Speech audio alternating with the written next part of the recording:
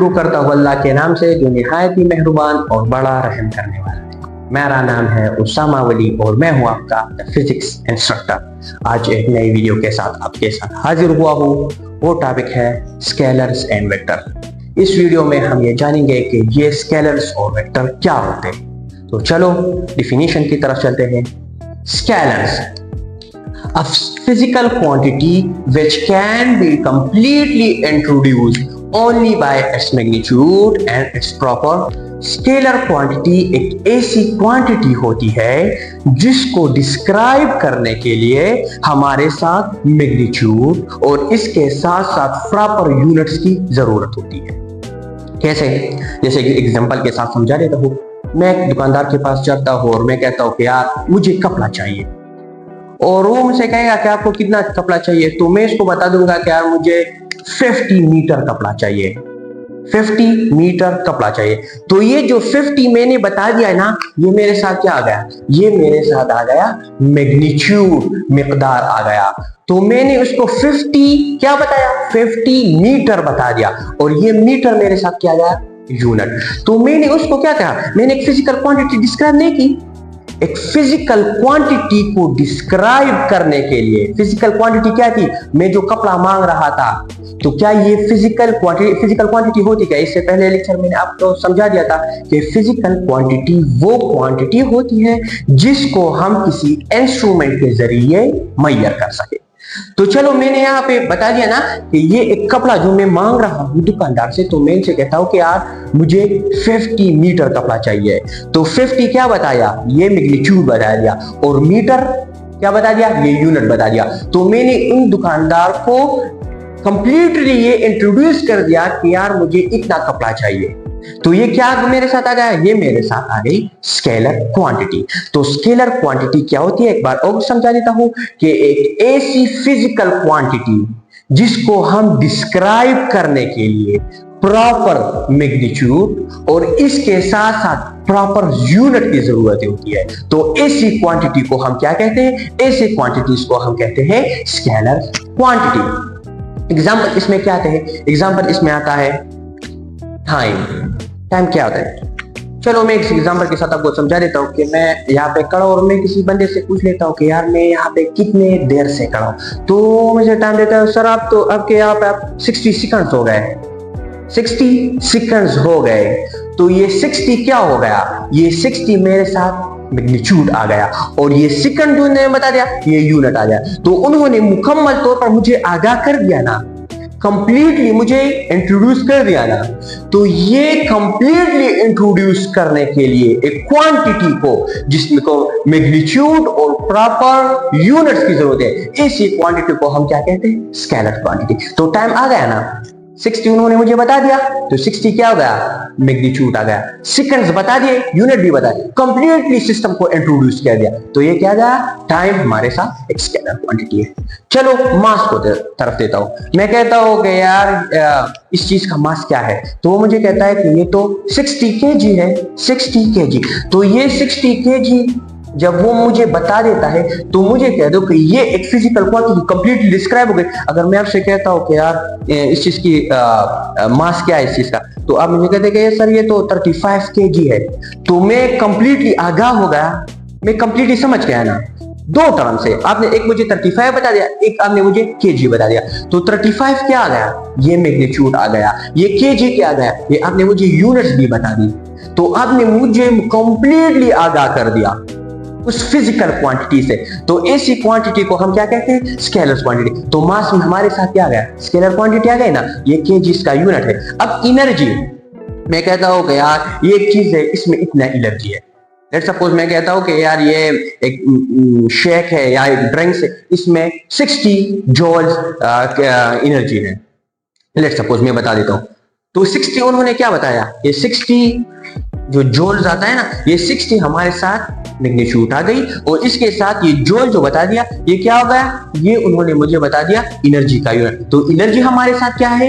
हमारे साथ scalar quantity है। तो उम्मीद है आप स्केलर क्वांटिटी को समझ गए होंगे। अब हम चलते हैं वेक्टर क्वांटिटीज की। वेक्टर्स क्वांटिटी क्या होते हैं? डिफिनेशन की तरफ पहले चलते हैं। vector quantity, a physical quantity which can be completely introduced by magnitude. याद रखना, एक क्या आ गया, एक मैग्नीट्यूड आ गया, प्रॉपर यूनिट भी आ गया, और इसके साथ जो इन दोनों में डिफरेंस को बना देती है उसका क्या नाम है, उसका है डायरेक्शन नाम है। तो वेक्टर कौन सी क्वांटिटी है, वेक्टर एक ऐसी फिजिकल क्वांटिटी है जिसको कंप्लीटली डिस्क्राइब करने के लिए हमारे साथ प्रॉपर यूनिट की जरूरत होती है, प्रॉपर डायरेक्शंस की जरूरत होती है, और प्रॉपर मैग्नीट्यूड की जरूरत होती है। स्केलर्स में क्या होता था, स्केलर्स में हमारे साथ मैग्नीट्यूड होता था और इसके साथ यूनिट्स होता है, और वेक्टर में क्या होता है, इसमें एक टर्म्स का इजाफा होता है जो इन दोनों में डिफरेंस बना देती है, और वो है हमारे साथ प्रॉपर डायरेक्शन।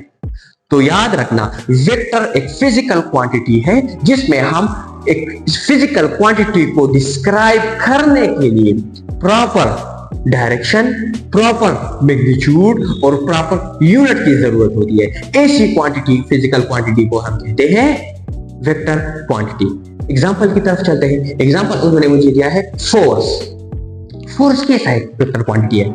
मैं एक बंदे को बता देता हूं कि यार यहाँ पे एक बुक्स पड़ी है, इस पर फोर्स लगा दे, तो वो मुझे जाहिर बात है उनसे ये कहेगा कि सर ये बॉस पे फोर्स लगाने मगर ये ले जाना कहाँ है, इधर ले जाना है, उधर ले जाना है, इधर ले जाना है, इस तरफ ले जाना है, किधर ले जाना है सर? आपने तो कहा कि यहाँ पे फोर्स लगा दो। चलो मैं इसको बता देता हूं कि यार इस पर फोर्स लगा दे 50 न्यूटन, मगर इस तरफ फोर्स लगा दे, इस तरफ फोर्स लगा दे। तो मैंने उनको प्रॉपर डायरेक्शन दी, क्या की वाजिह कर दी। फोर्स क्या बता था, मैंने कहा कि 50 न्यूटन फोर्स लगा दी, तो 50 क्या आ गया, 50 हमारे साथ ये मैग्नीट्यूड आ गया, न्यूटन क्या आ गया, फोर्स की यूनिट आ गई, तो मैग्नीट्यूड और यूनिट तो हो गया।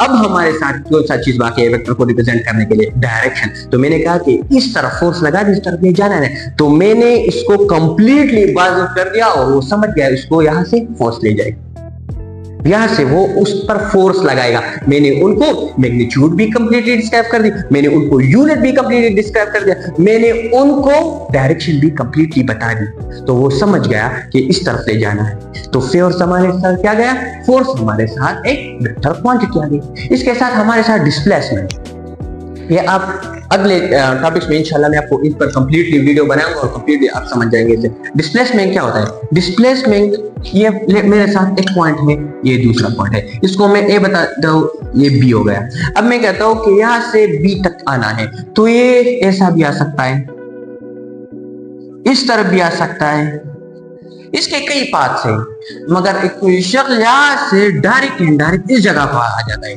तो ये क्या होगा, ये एक स्ट्रेट पाथ बनाने। तो सबसे shortest distance between two points, इन दोनों पॉइंट्स के दरमियान सबसे शॉर्ट रास्ता जो है ना, उसको हम क्या कहते हैं, डिस्प्लेसमेंट कहते हैं।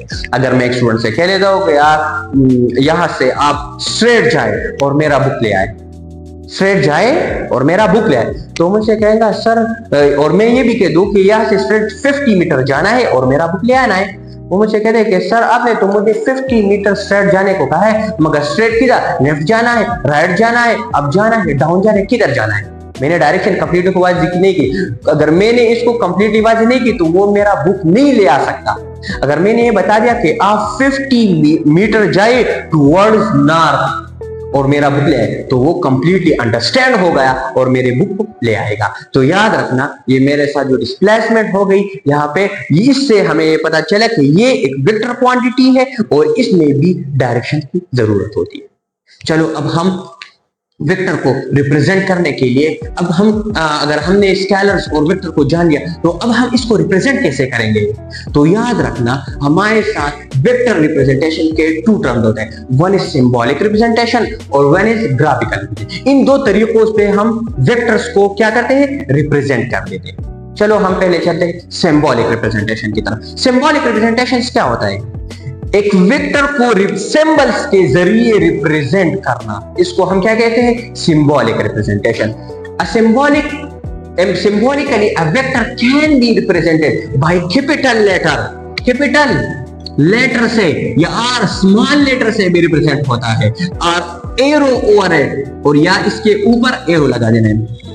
अल्फाबेट लिखा दे, ए बी सी और ए बी सी, ये सब के सब क्या है, इस पर वेक्टर रिप्रेजेंट होते हैं। आपको पहले इसको क्या करना है, इसको बोल्ड कर देना है। जब ये बोल्ड हो जाए तो अब ये क्या रिप्रेजेंट करता है, अब ये वेक्टर को रिप्रेजेंट कर देता है।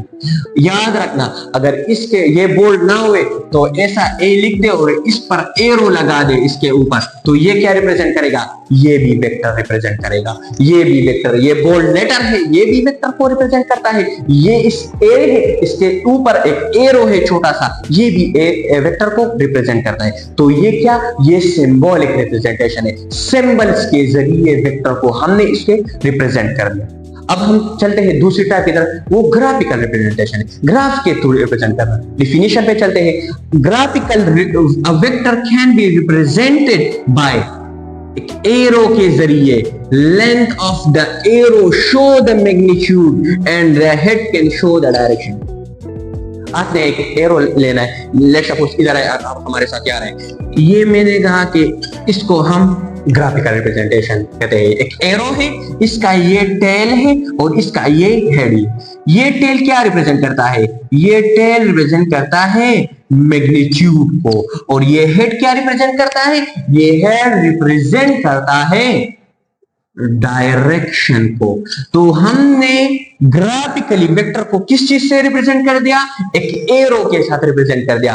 एक एरो से रिप्रेजेंट हो गया। इस एरो में जो ये टेल होता है, ये टेल रिप्रेजेंट करता है मैग्नीट्यूड को, वेक्टर के मैग्नीट्यूड को, और ये जो हेड होता है, हेड होता है, ये हेड क्या रिप्रेजेंट करता है, ये हेड रिप्रेजेंट करता है डायरेक्शन को। तो हमारे साथ वेक्टर जो होते हैं वो दो तरीकों से रिप्रेजेंट होते हैं, one is symbolic and one is graphical.